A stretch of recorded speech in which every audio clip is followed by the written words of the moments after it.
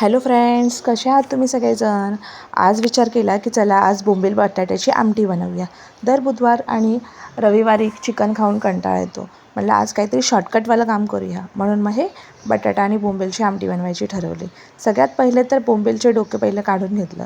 त्यानंतर त्याचे छोटे छोटे तुकडे करून भाकरी बनवलेली त्याच तव्यात त्याला असं फ्राय करून घेतलं. नंतर एका साईडला एका टोपामध्ये तेल टाकलं, कांदा टोमॅटो टाकून परतून घेतला.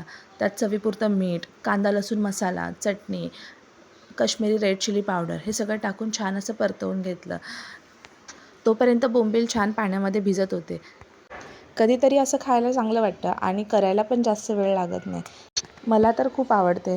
तुम्हाला बघून जर आवडली तर तुम्ही पण नक्की ट्राय करून बघा.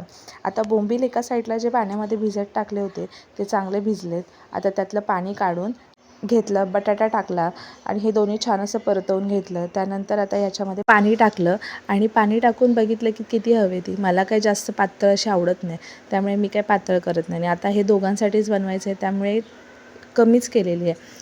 थोडं पाणी टाकून घेतलं, उकळी येऊ दिली, बारीक गॅसवरती त्याला चांगलं शिजू दिलं. बोंबील शिजायला काही जास्त वेळ लागत नाही, पण थोडं बटाट्यासाठी शिजायला टाईम लागतो. आणि तयार आहे ही आपली बोंबील बटाटा आमटी.